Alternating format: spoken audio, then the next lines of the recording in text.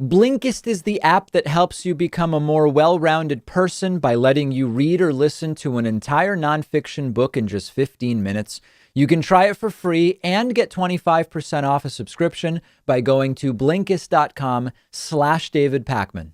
Of the People is a new platform matching local campaigns with supporters and donors from across the country. Sort of like a Yelp for local candidates. You can filter by policy and location, and you can support the next generation of leaders. Check it out at ofthepeople.us. As Joe Biden's presidency becomes more and more popular, I think I would call it, in terms of Joe Biden having the highest initial approval rating of any president in 28 years, high support for the COVID relief bill, high support for Joe Biden's management of coronavirus. As that happens, Republicans are becoming more and more unhinged in their characterizations of the Biden presidency. Yesterday, I played a clip for you of Trumpian Congresswoman Lauren Boebert saying that the Equality Act supported by Joe Biden and Democrats is an example of gay, lesbian, and transvex hike.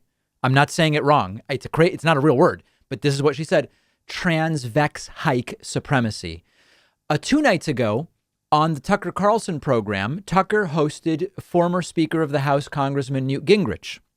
They now are framing the goals of the Democratic Party and Joe Biden as a domination of Christians and Jews by, I guess, trans people. It's all crazy and bizarre. Let's get into the first clip. Gingrich is the former Speaker of the House. He's a very smart man, and we thought we'd invite him on tonight and ask him, what is going on here? Why did Biden pick the most divisive policies up front? Mr. Speaker, thanks for coming on tonight. What do you think we're watching here? What's going on? Now, this is already a lie. Joe Biden didn't pick the most divisive policies up front. Joe Biden's first focus was COVID. Trump failed on COVID. Trump probably lost because of his handling of COVID. Joe Biden ran on, here's what I would do on COVID. And the things he did on day one via executive order were all popular with the country, even with many Republicans. You see it reflected in Joe Biden's high COVID approval rating. Most of the country wants the COVID stimulus bill, which Republicans don't want. So Tucker is lying. But let's now listen to Newt Gingrich's explanation. Well, it occurred to me that Biden had lived through 2 Democratic disasters.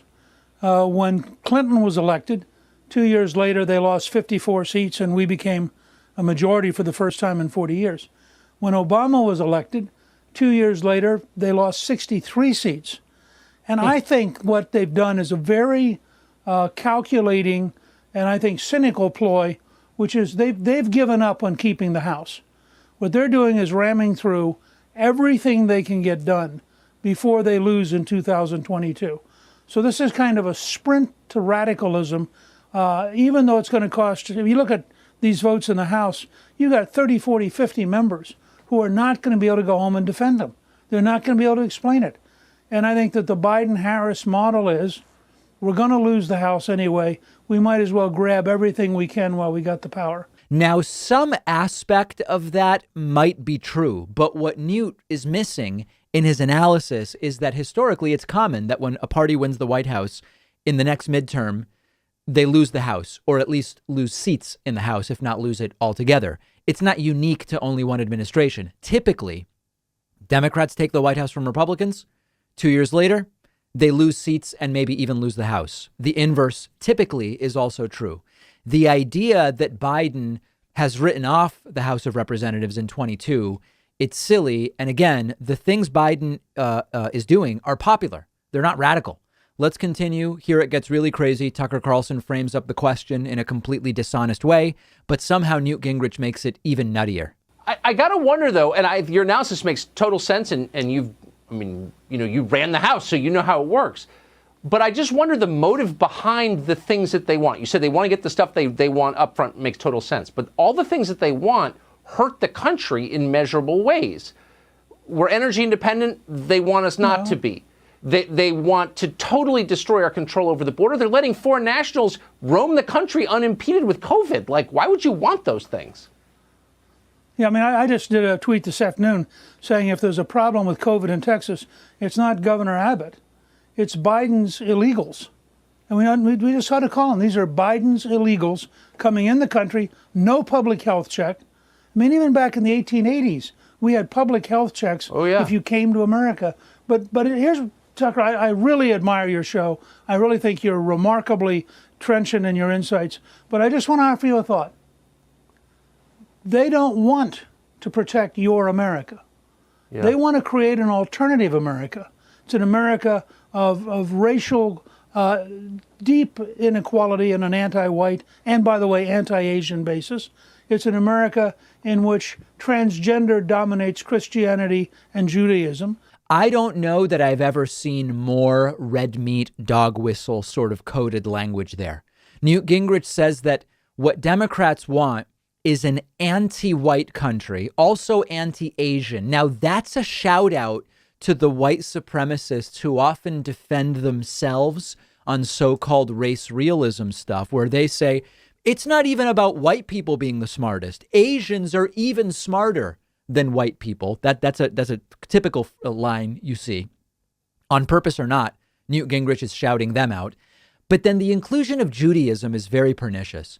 Newt Gingrich and other right-wing Christians, they love to pay lip service to Jews and Judaism and talk about a Judeo-Christian philosophy as if Judaism is a big piece of that and they're supportive of Israel in a very particular way, and they pretend to be supportive of Jews. It's all a ruse for their religious beliefs in which they believe that supporting Israel in a particular way will bring about the second coming of Jesus Christ. Anytime you hear people like Newt Gingrich and others appear to go out of the way to support Jews or include Jews in what they're talking about or defend Jews, it's because it plays a particularly self-serving role in their Christian supremacist worldview.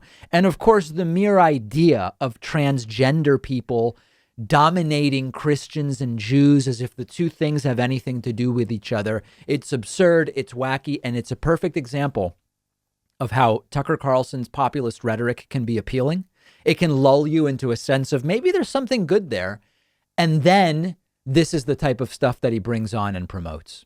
We covered earlier this week that Texas made the decision to open the state wide open, let her rip, canceling all guidelines, getting rid of the mask mandate too. Now, of course, there's been pushback and people saying this is incredibly premature. It doesn't make any sense. So now the Texas governor and lieutenant governor are shifting into saying it's undocumented immigrants, and it's also Joe Biden to blame for COVID in Texas. Now, you might remember that all throughout Donald Trump's presidency, Trump and Texas Republicans were saying, wow, thanks to Trump, we've shut down illegal border crossings. Border crossings are at record lows. The wall, which they didn't build, has stopped border crossings. Crossings couldn't possibly be lower. That's not inconvenient anymore. Now they need something to blame for COVID. So the border crossings that they stopped, those border crossings are now to blame for COVID in Texas. Here's Republican Texas Governor Greg Abbott earlier this week on Fox News. The Biden administration was releasing illegal immigrants into our communities who had COVID. The Biden administration was spreading COVID in South Texas yesterday because of their lack of constraint of testing and quarantining people who'd come across the border illegally. The Biden administration was exposing Texans to COVID. That is Neanderthal type approach to dealing with the COVID situation. That is just barely coherent. If you were wondering, did I have a brain glitch? Did I misunderstand that? No, it's just barely coherent. And then yesterday morning, here's Republican Texas Lieutenant Governor Dan Patrick, who previously said grandma's willing to die for the stock market, saying pretty much the same thing on Fox News. And as Governor Abbott mentioned, I would call Neanderthal thinking of allowing people to cross the border illegally with COVID, tested positive, and put them on a bus. Allowing people to cross the border? What is he talking about? They're just going to keep repeating this lie over and over again as usual. And while they're, listen, windmills push air around. COVID's a respiratory illness. I don't know. You're pushing all that air around. Maybe that leads to infections too. Now, to attach some facts to all of this. First of all, Biden isn't letting anyone in. Biden's been president for 5 weeks. Biden's presidency has had very little effect one way or another on COVID cases so far, other than ramping up vaccination, which is starting to have an effect on cases. Second, Mexico's per capita COVID case rate is about 1/6 that of the United States. In other words, the odds that someone coming from Mexico has COVID are 1/6 of the odds that a random American has COVID. And in any case, if Greg Abbott really believed this, that immigrants were bringing COVID to Texas from Mexico, it still wouldn't make sense to cancel the mask mandate and open everything. You'd want to be protecting Texans from those supposed Mexicans bringing COVID over, which isn't happening anyway. It was 100% predictable that they were going to pull this. They are pulling it, and lots of Texans gleeful for the removal of guidelines are going with it. Many Texans are not happy with what's going on. And there's an entire other Twitter movement that is behind saying, we do not support what Greg Abbott is doing. Maybe we'll get to that later on in the show.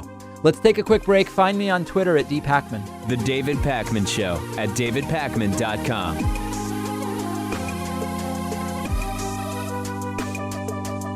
What if you could read 10 books in just one sitting? That's exactly what one of my favorite apps lets you do. It's called Blinkist. And what they do is take thousands of popular nonfiction books.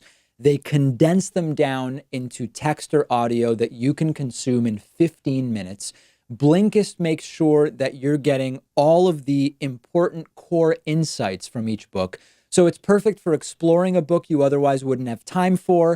If there's a full book you're thinking about buying, you can use Blinkist to get a sample first. Just think how much you can enrich yourself by being able to soak up an entire nonfiction book in just 15 minutes. I recently read A Brief History of Time, of course, by the great Stephen Hawking. This is a book that I have been aware of for so long, and other things got in the way, and it was fantastic to check it out on Blinkist. Blinkist has books on politics, philosophy, science. They have 27 different nonfiction categories, and a subscription is only about $8 a month. And you get the entire library. But you can try it totally free and get 25% off a subscription when you go to Blinkist.com/David Pakman. I've put the link right underneath this video.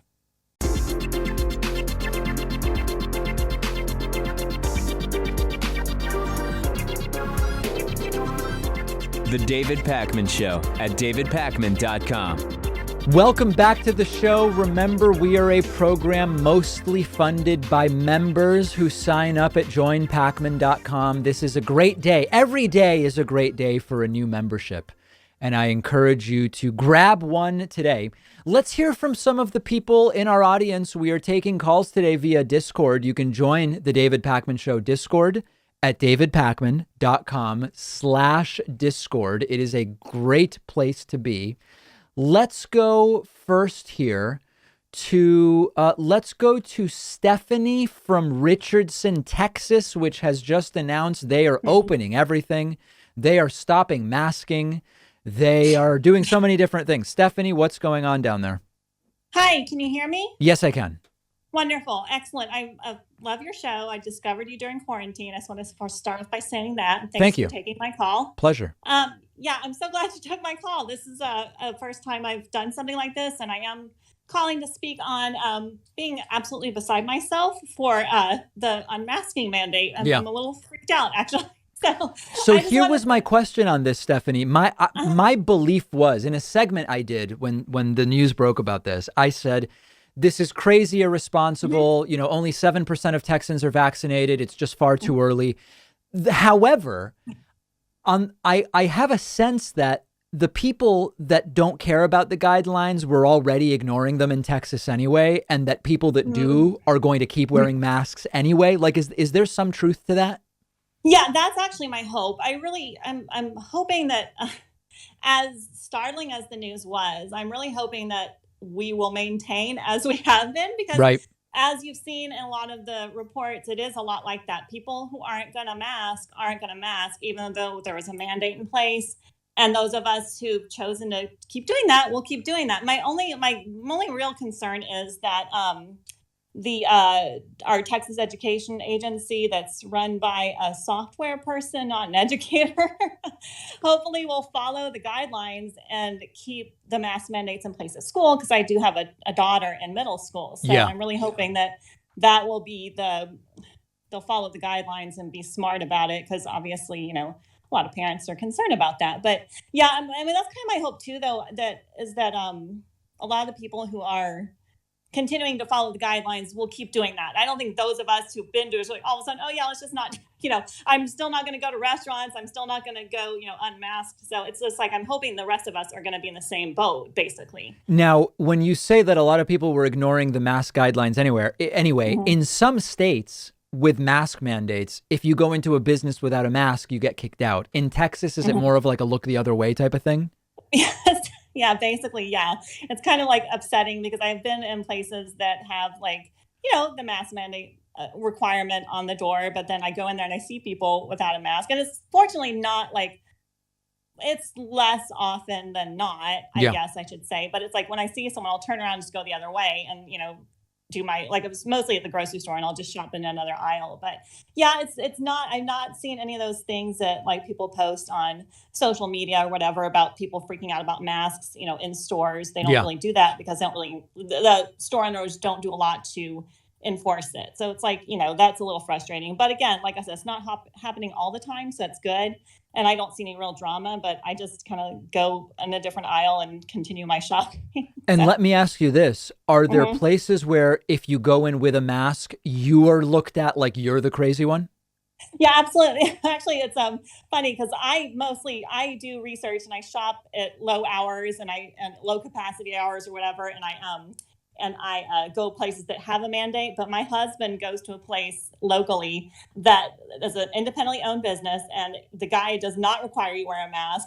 And he says he'll wear his mask in there, and the guy will yell at him like, "Say, take it off." He's like, "I'm not going to do that." See, that's crazy. That's crazy. Take it off. It's like he's kind of half joking, but not really. But he knows it's like a business owner. He knows, so he's not going to my husband's going to do what he's going to do. But he's like, I said I wouldn't go in there. Right. So So it's like there's people that are it's so crazy, and there's people that just like it's like my whole attitude this whole time has been it's like the least thing you can do, it's the minimum requirements. Yeah, it's such an easy thing. It's like you just okay, you want to open businesses, makes sense, but they're just wearing a mask is so easy. Well, listen, Stephanie, thanks for the update on what's going on down there, and stay safe. Thanks, you too. I appreciate it. All right, care. Stephanie from Texas. Great to hear from her. Why don't we go next let's go to Horse from Illinois. Horse from Illinois, you're on the air. Horse from Illinois, please unmute and then you'll be able to talk to me. Horse from Illinois, you're on the air. And last chance for Horse from Illinois, you are on the air. All right, no more Horse. Three shots is it. Let's go to Kyle from Daytona Beach next. Kyle from Daytona Beach, Florida. You're on the air. Hey, David, can you hear me? Yes, I can. Excellent. Thank you so much for taking my call. Pleasure. So down here in Florida, things have basically been wide open the entire pandemic. Right. You've covered DeSantis's handling of the pandemic, but what's concerning me is the chatter that I'm hearing from my neighbors. I'm actually a former white supremacist, and I can say without any shadow of a doubt that the rhetoric coming from the right shadows the agenda of the white supremacist movement. 1488, RAHOA, racial holy war, and all that. And when I saw the Odal rune at CPAC, it really shocked me because after so many instances of references to white supremacy from the right, it's not a coincidence. It can't be. You think so? So let me just make sure everybody knows what you're talking about. So at CPAC, if you looked at the shape of the stage from above, it looked like this. I mean, it's a white supremacist symbol, but what is the symbol exactly?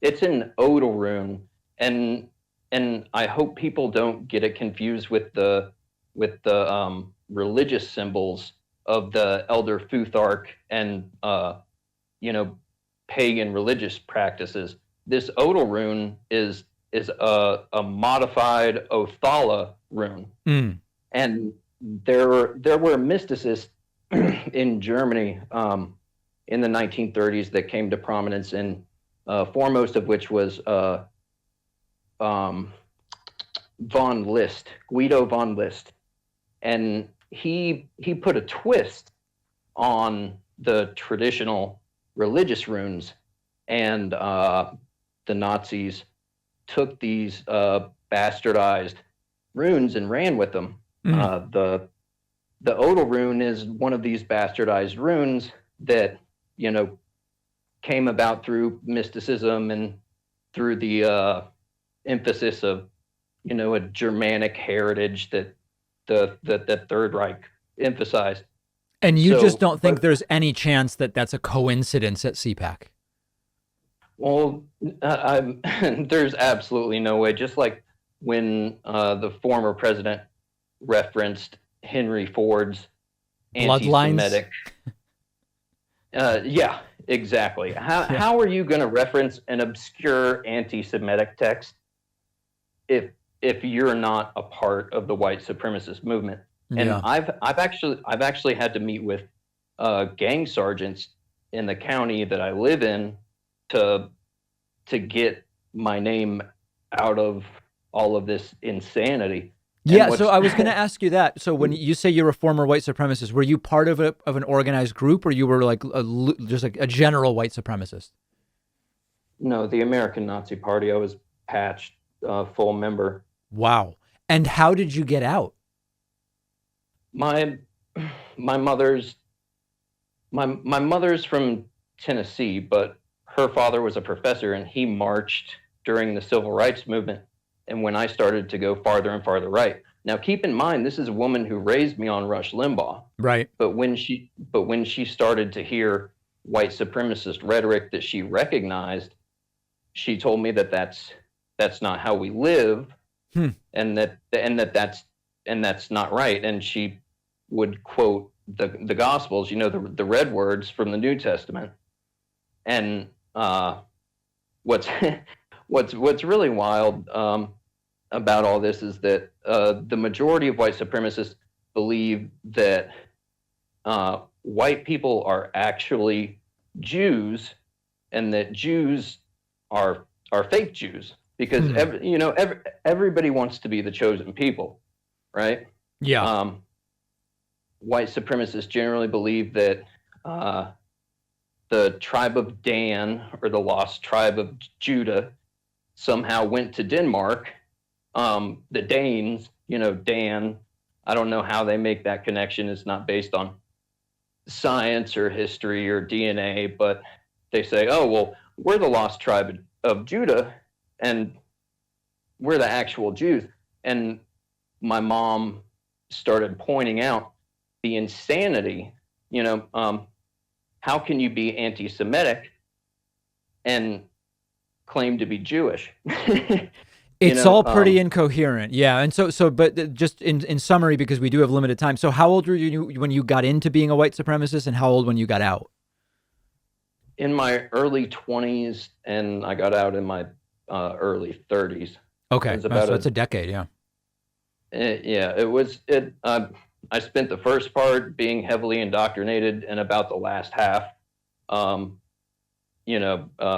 very, very confused about everything until logic and reason overtook the indoctrination. Yeah. But what I'm concerned about is the future of our country, when so many of my neighbors, and even my mom actually told me this past weekend, people at the church where I grew up, people at the church that I grew up at are spewing anti-Semitic rhetoric, racist rhetoric, far-right rhetoric, and they're Bible thumpers. No, you're right to be concerned, Kyle. I am glad you got out of it, and I appreciate the call. I do have to move on. Let's plan to speak again because there are lots of folks hoping to chat today. Let's go next to Kalen from Niagara. Kalen, you're on the air. Hi, can you hear me? Yes, I can. Hi, thanks for taking my call. Thank you. I'm interested in the security around the state capitol, and I'm kind of wondering why it's still there and how long it would stay for. Which state capital? You're saying in New York where you are? No, I'm actually, this is the Washington state capital. I'm actually in Canada, Niagara. Washington State or Washington, D.C.? D.C., sorry. Oh, okay. All right. So the capital, the federal capital. You're concerned about how long they're going to stay there. Yeah, people have been emailing me about this. I don't know the answer. I mean, this week they were supposedly still there because March 4th was the day when Trump was going to supposedly become president again, according to some QAnon people. I don't know. I mean, like on the record, what they're supposedly there for is just to disincentivize anything like even trying anything like what went down on January 6th. But at a certain point, you got to start paring it down, And that was part of my question is that, do you think the administration or whoever is in charge of keeping them there would keep them there as an optic to say that this part of the right wing is a dangerous threat? And if everybody sees the security around it continuing on throughout the year, they will continue to think, okay, maybe there is a continued threat to the building or to whatever that they're trying to dissuade. Yeah, so I think it could more be optics as well. I think you could be right. The problem is that there's also, the right is pointing to it and saying, this is Joe Biden's police state America, and they're building antipathy by it. So I don't know that the optics are necessarily all good. Yeah, that makes sense. Although I don't think they would think about it in that way. Yeah. It seems like they're more thinking about it inside of their own framework. I think you're right. Really care about what the other side thinks. Everybody will see it for what they want it to be. My view is I understand why it started on January 6th, although a few hours too late. And I'd love to have a sense of what the plan is and for how long this is going to be the status quo in Washington, D.C.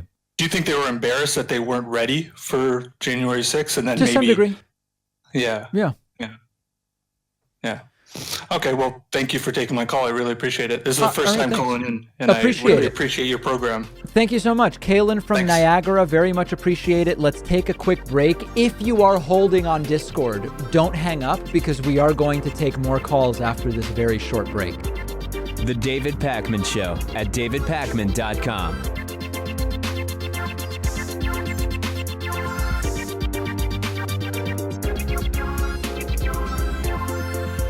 I recently mentioned our partnership with the YouTube channel Nerds for Humanity, and the team behind that channel has built a new website called Of the People, which you can find at ofthepeople.us, and they're one of our sponsors today. Fascinating website, basically like a Yelp for local political candidates. You can browse and search for candidates based on policy, location, and background. The key insight from Of the People is that all national politics starts local, and by making it easier to discover and support everyday folks running for city council or state assembly, county commissioner in your community, you can help incubate the talent that will become future congressional representatives, senators, even presidents. If you're a candidate running for local office, set up a profile on OTP. It's free, and you can attract exposure and donors. And everyone else, go support this grassroots platform. I put a link underneath this video.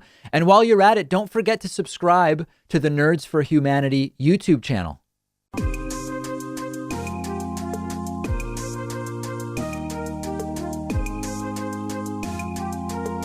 Welcome back to the David Pakman Show. Let's go next to Jacob from Nebraska. Jacob from Nebraska, you're on the air. Hello, can you hear me? Yes, I can. You do sound like you're underground, but I can hear you. Okay, good. I promise I'm not underground. Okay, as long as you're not, today? It's fine to sound that way, yeah. How are you doing? I'm doing well, thank you.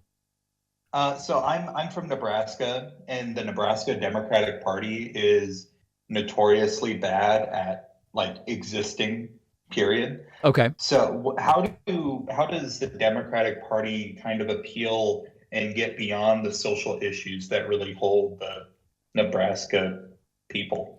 I think in a place like Nebraska, I don't think Democrats win by trying to convince people on social issues. I think Democrats win, particularly at the local level, by showing how the last, I mean, you could say 20, 30, or even 40 years of right-wing economics have economically ravaged many middle America states. I don't know enough about Nebraska to know exactly what the source of some of the economic strife is, but I would, if I were working in Nebraska as a Democratic activist, I would figure that out. And I would focus almost exclusively on economic issues and make the social issues secondary or even tertiary to campaigns. I'm not saying it would work, but that's how I would approach Nebraska if I was trying to elect Democrats. Awesome. Well, thank you so much. I've been listening for a long time. Been a member for a long time. I really enjoy the show. So thank you. Thank you so much. Very much appreciate the call. Let's talk next to, let's go to, why don't we go to Darren from the United Kingdom? Darren, you're on the air. Hi, David. How are you? I'm doing well. Thank you. Thanks for the call back. My second attempt. So I wanted to ask you about the fate of the evangelical church in the US, because I'm a Christian. I'm from the Episcopalian background, Church of England, and I'm seeing quite a lot of false prophets, charlatans, and ne'er-do-wells in the church in England. Really? Yeah. So, what's your opinion about the evangelical Episcopalian church in the US? I don't know much about the Episcopalian evangelical church in the U.S., to be quite frank. I know that they are quite different than, for example, the Catholic Church. But for me, I wouldn't even be able to tell you the defining characteristics of American Episcopalianism versus being a Methodist or a Baptist. It's sort of beyond me. What I know is that across all sects, we do seem to be seeing a resurgence in the sort of prophets and future tellers, some of the apocalyptic stuff. They've basically all been completely wrong about everything they predicted about the 2020 election, for sure. I mean, in England, what are the defining characteristics of the English Episcopalian Church? Well, we've gone through a transition, so we are quite inclusive now. So we're breaking down barriers with LGBTQ plus and ethnic minorities. We're trying to be open and fair, but there's been a bit of a resurgence with. And we've had some sort of false prophets of gaslighting and blasphemers, and even in my church, it was nearly corrupted completely by these people with their own hidden agenda. And in your church, Darren, what is an example of the prophecy that was being spewed? I had a dream last night, and God told me, blah blah blah blah blah. So. But what would be an example? Like, what types of prophecy are they trying to put out there? It's just to manipulate people to their own ends. Grooming, really.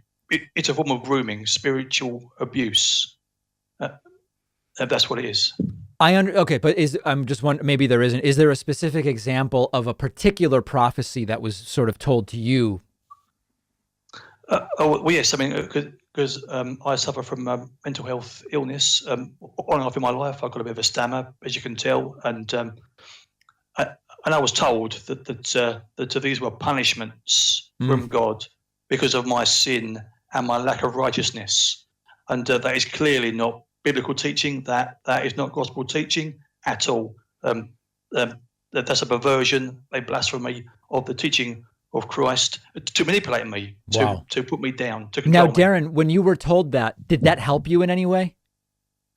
Well, I mean, I was filled with a righteous indignation to fight back, to repel, to be, and I stayed in that church for 6 years, surrounded by people who didn't like me at all, and I saw them out in the end. Wow. So, but in other words, being told that the explanation for your issues was that you had sinned and it was punishment from God, that didn't help you deal with the issues. Well, when I could see it was a lie from the straight, it was a complete lie from the off. I could see that. Right. So So perhaps I was blessed in that respect. I could tell. You were able to know right away you were being fed nonsense. Yes. Yeah. Yep. All right. But I can see other people in England and in the US who are being played. And they don't know it. No. Yeah. Wow. Well, Darren, I'm sorry to hear that. I really appreciate you calling in and sharing your story, though. Yeah. Thanks for the call back. Great show. All right. Thanks. There it is. Darren from the United Kingdom. Wow. Things are getting very, very real. Very real there. Let's talk next to, let's go to Luis from Chicago, Illinois. Hi, David. Hello. I'm just wondering, like, I've seen your discussions with people like Tim Pool and Ben, whatever, just people from the right. So I'm just wondering if there's going to be more discussions like that in the future. Maybe. I mean, I don't know. One of the reasons I've gotten away from doing it is that I find that it's extraordinarily unproductive to engage with just sort of like bad faith actors in performative debate. Like, I know it does well in terms of clicks, and I know it's like fun and funny, but I don't know that I'm really doing much to sort of like advance the cause of really thinking deeply about issues and that type of thing. And there's so often cancellations. People are so flaky. I plan my schedule around these things and then people don't show up. And I don't know. I mean, I'm always, as a general thing, like, yeah, I'm up for talking with people, but I just don't know. I don't know. I guess I'm ambivalent. Okay, thank you. Would you like to see more of that? I mean, give me your sense. Yeah, it's kind of fun, and then it's I feel fun, like right? But do we learn from it is the question. I feel like it kind of encourages you to get them to contradict themselves, and kind of exposes them, but I don't know. But I guess that's what I mean. Like, if Tim Pool comes on, like when Tim Pool came on and he was like, I'm against any identity politics. And then he goes, as an Asian, I believe X. And then I said, whoa, Tim, hold on. That's a contradiction. Like, it's funny. We all laugh.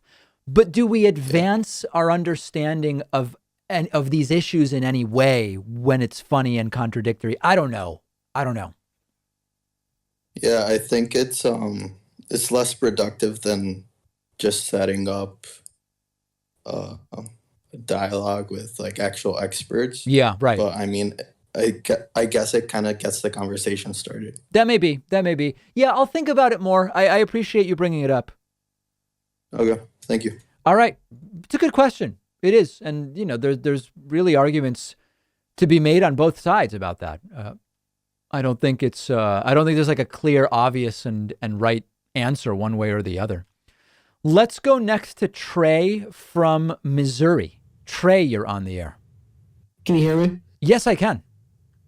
So I've been kind of studying voter suppression, and I've kind of wanted to kind of drill down just briefly, like, do Republicans vote suppress because they understand that if more people vote, we tend to lose? And why hasn't Congress enacted on this?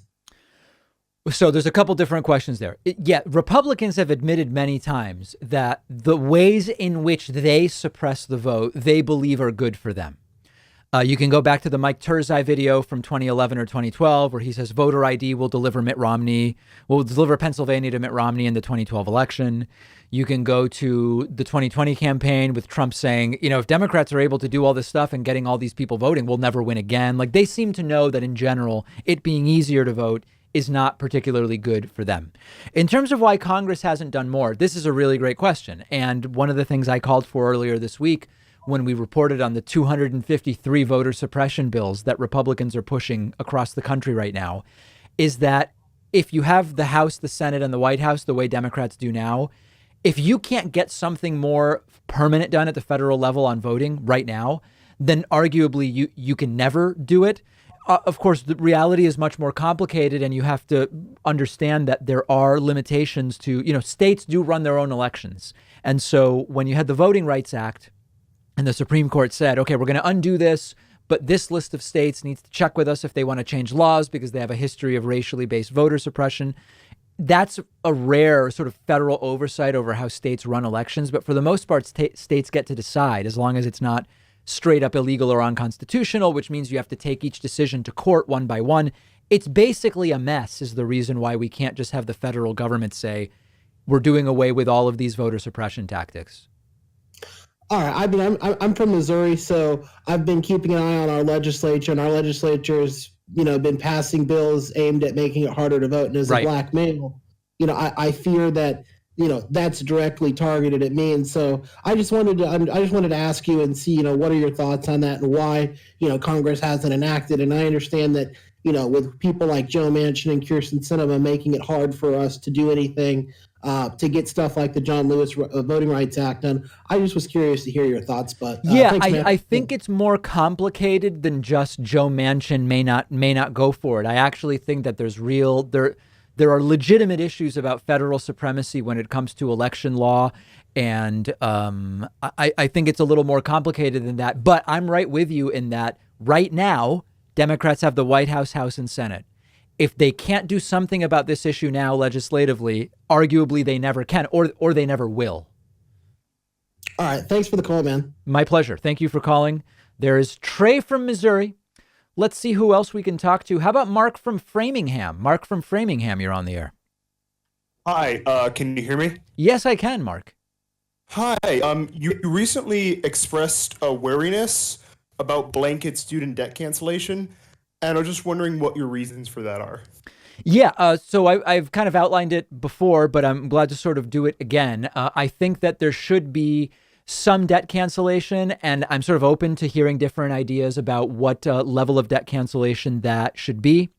I think the problem with just a blanket debt cancellation for everybody, period, is that it is going to do a couple different things that I don't think are particularly good. One is there should be some element of it being need-based. And need-based, I would define it probably very differently than some others. And my threshold for what is need-based would be significant. A lot of people would fall under that, but I don't see a reason to just go in and cancel all the debt of everybody who went to really expensive schools because that's what they chose to do. They could have gone to a cheaper school. They could afford to go to a more expensive school, took on some debt because that's where they wanted to go, could have ended up without debt at a cheaper school. And we're just going to say, here, just take all the money and pay it off. I also think that there's people who have debt forgiveness programs based on the fields that they are in, if they work a certain amount of time in a certain underserved area or whatever the case may be. So we're sort of saying, like, let's throw even more money at a problem that already has a path to having some degree or even full debt forgiveness there. It doesn't seem to me to make sense to say everyone's student debt, period, is forgiven. I want it to be slightly more targeted than that. I want it to be more than 10 grand, but I don't think it's logical to say, just pay off everybody's debt, period. I've not seen a good argument as to why we would do that. There should be some responsibility. Like, listen, it's beyond your control that some schools now cost $70K. That's insane. The reason schools cost $70K is because it's so easy to get student loans. So the school knows, hey, we'll go from $65 to $70K because it's easy to get student loans. We'll get the money. Then it'll be their problem to figure out how to pay it off. Like, that's why I want some student loan debt forgiveness. But to say full, total, and complete just doesn't really make sense to me economically, culturally. I've not seen a good argument for it. Okay. Would you mind if I maybe shared a bit of my perspective on the Sure. subject? Yeah, no, please. So the way I see it is a lot of people talk about how people who hold a lot of student debt tend to be on average higher income because college graduates on average in the aggregate make more money. But the way I see it is that higher income at some point doesn't necessarily mean that much if you also have more debt. For instance, medical school debt on average on top of undergraduate is $250K. For law school, it's $150K. And it's kind of like, if I run a business and I want to expand, I may have increased revenues, but I also have increased costs. Yeah, and in fact, this has been studied. And while there is an income premium to college degrees, the net worth premium is significantly smaller because you make more money, but you have more debt. Debt cancels out some of the more money you have. So yes, you're absolutely right. The other thing I would point out is a lot of college graduates, just because they have to go where the jobs are, they live in high cost of living areas. Mm-hmm. So, $100,000 in New York City, according to CNN money, is equivalent to $40K in Houston. So it might sound a lot on paper, but day to day, it's not really that effect. And personally for me, I tend to lean more towards maybe helping too many people, or otherwise helping people who maybe don't need that help, rather than risk not helping people who do need that. Totally agree with you. That's my view with all of these social welfare programs, that you will always be able to find someone who got a benefit that you could argue didn't really deserve it. And I want the line to be where there's a few people getting it that don't deserve it, as long as everybody that does is getting it. And so, for example, I'm very open to the idea of there's a set amount of debt cancellation plus a multiplier based on some combination of what is your income and where do you live and cost of, like, I'm totally up for that. It doesn't make sense to me to just say we're canceling everybody's debt, regardless of how much it is, regardless of how much you make, regardless of where you live, how long ago you obtained the debt, how much, all this. I'm not there, but I'm definitely at, we've got to do more than 10K. Okay. Yeah, I definitely understand where you're coming from. I had one last question, though. Sure. You've had people such as Steve Keen and Stephanie Kelton, as well as Dean Baker on. Yes. These are people who are very critical of the economic consensus. And I think you've expressed why we should be skeptical of a lot of mainstream economics. Mm-hmm. However, I also think that, especially with COVID and climate change, we should listen to expert consensus on in those areas. So is that inconsistent on my part to be skeptical of the economics profession, but also be trusting of the consensus in the natural sciences? No, I don't think so. And check out my interview with Israeli economist Ariel Rubinstein, who recently explained economics is a study of what economists believe. It's not like, for example, rocket science, climate science, immunology. So no, I think it's perfectly reasonable to look at economic thinking in a different way than we look at, for example, vaccine science. I think you're right to look at them as two different things. Okay, yeah. It's also worth noting that, like, I was listening to what you said earlier about cancel culture. It's also worth noting, because a lot of conservatives say, like, oh, universities are left-leaning, but a lot of billionaires donate a lot of money to universities with the expectation that they hire intellectuals who will, for lack of a better term, serve as mouthpieces for them. Like the Koch brothers donates a lot of money to MIT. Yeah. MIT then becomes reluctant to hire left-leaning economists. So yeah, it was great to talk to you again. I really appreciate you taking my call, because I really appreciate speaking with you. All right. Thanks very much. Great to hear from you. That is going to do it for calls today. I apologize to everybody I wasn't able to get to, but we will try it again, and we'll take a quick break and be back after this. The David Pakman Show at davidpakman.com.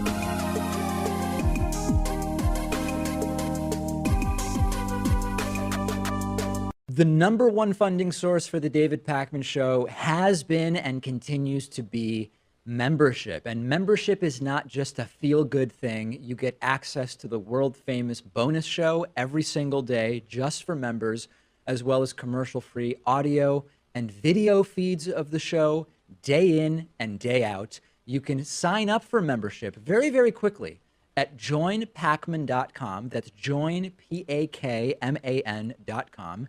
If the normal prices strike you as high, by all means use the coupon code BETTER21, all one word, all lowercase. Become a member today.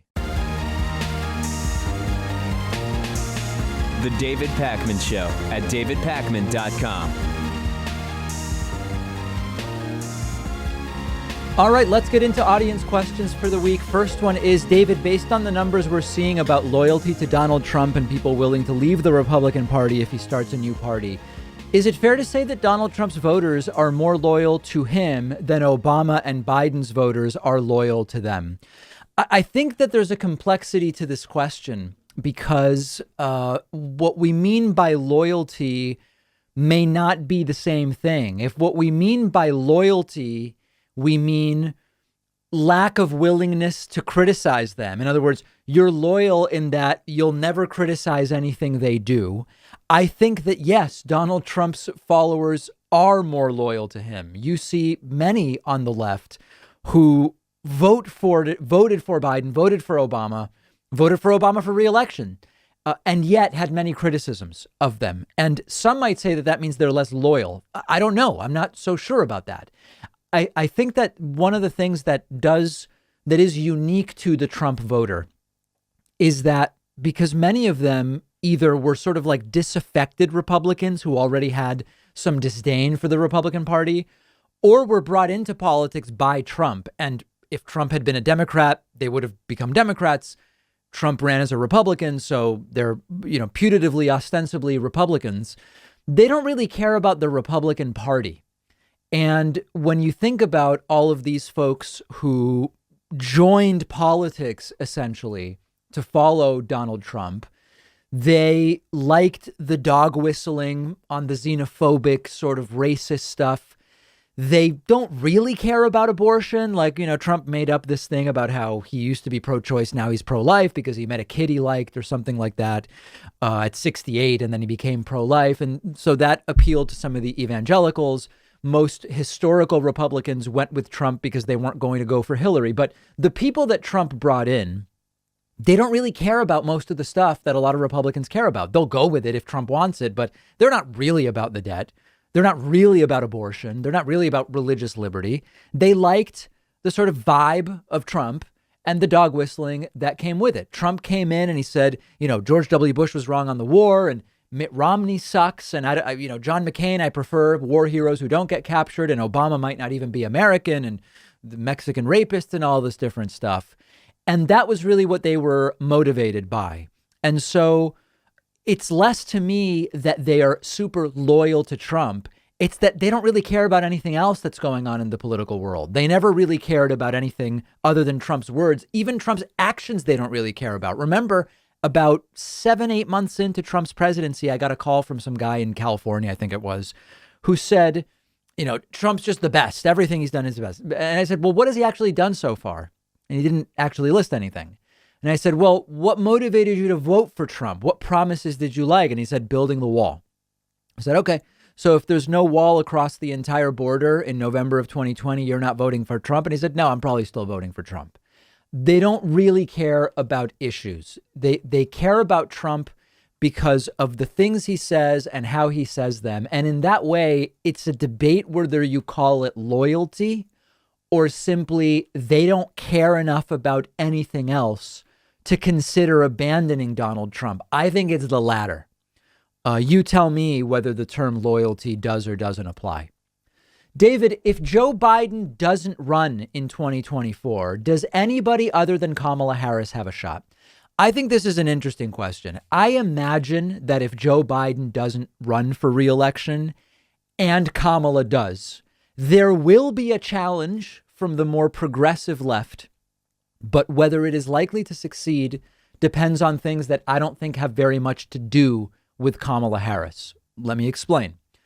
The success of the Biden administration over the next few years and whether Donald Trump runs in 2024, in my mind, are the big factors that will influence whether Kamala Harris sails into the 2024 nomination if Joe Biden doesn't run for re-election.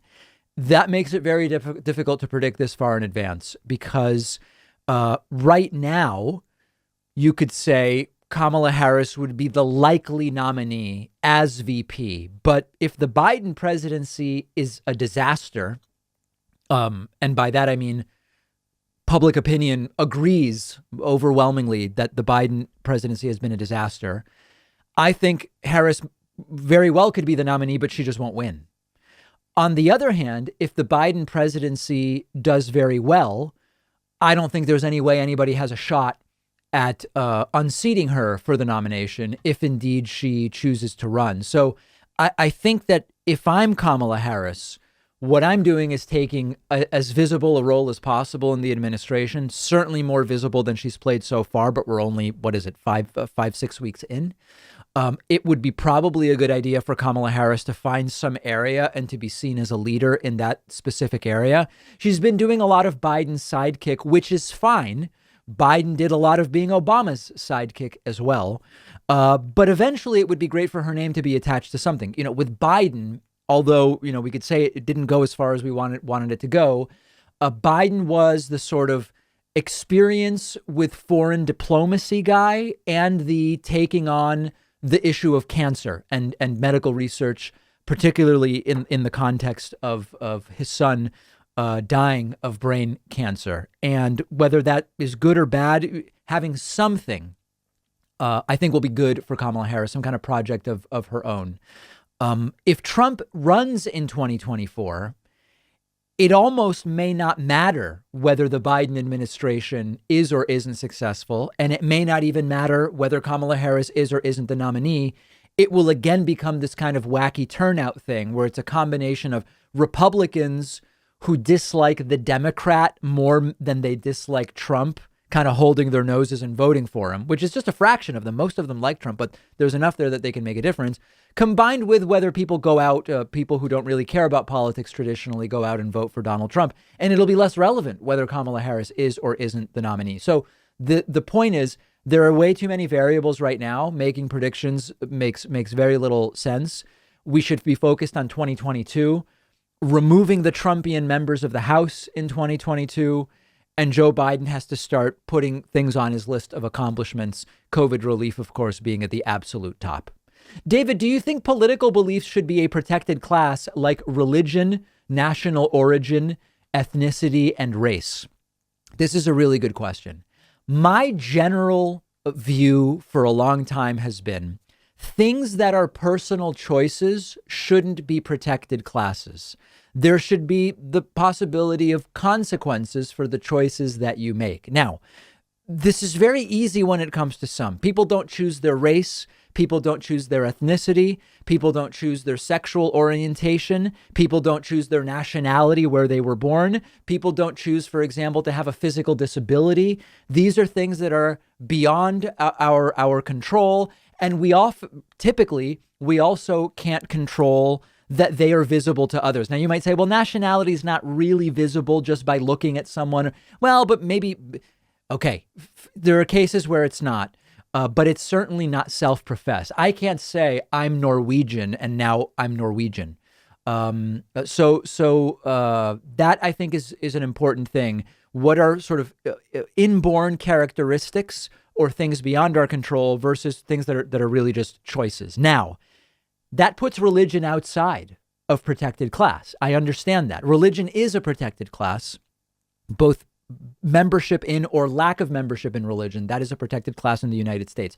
By this self-professed standpoint, religion would be outside of it. And that would be antithetical to what many think the United States is about. Now, on the other hand, sexual orientation in many states still isn't a protected class.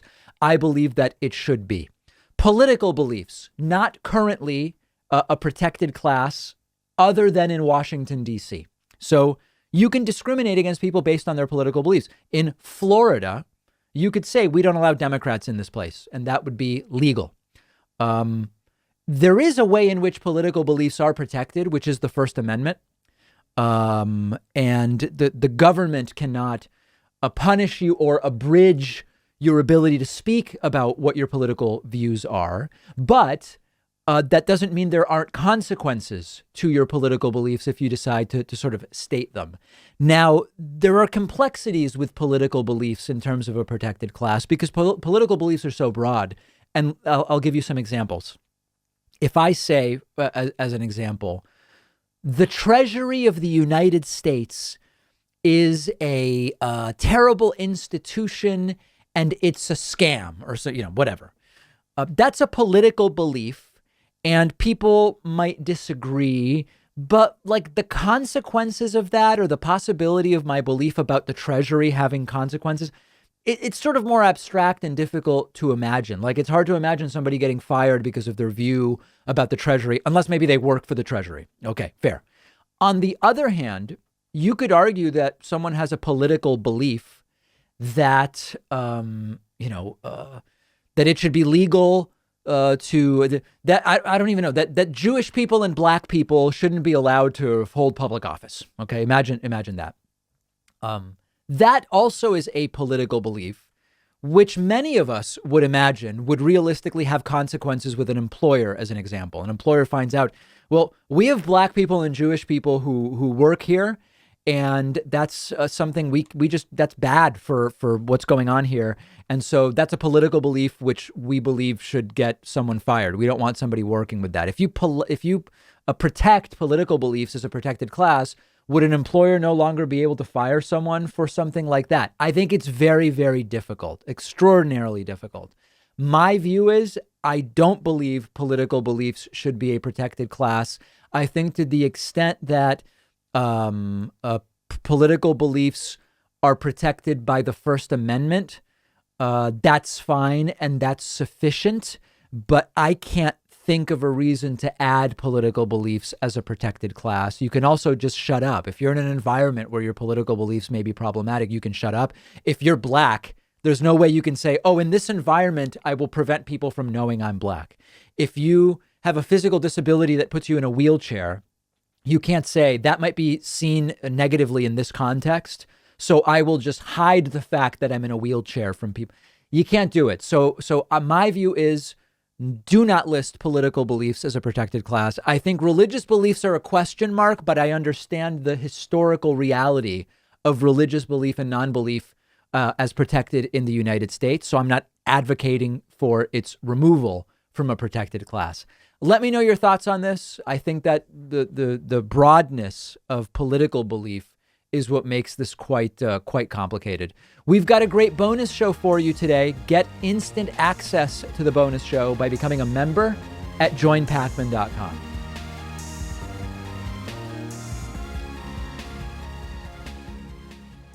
Thanks a lot for watching today's show. I just want to take a second to tell you about today's sponsors. Blinkist is the app that helps you become a more well-rounded person by letting you read or listen to an entire nonfiction book in just 15 minutes. You can try it for free and get 25% off a subscription by going to Blinkist.com/David Pakman. Of the People is a new platform matching local campaigns with supporters and donors from across the country. Sort of like a Yelp for local candidates. You can filter by policy and location, and you can support the next generation of leaders. Check it out at ofthepeople.us.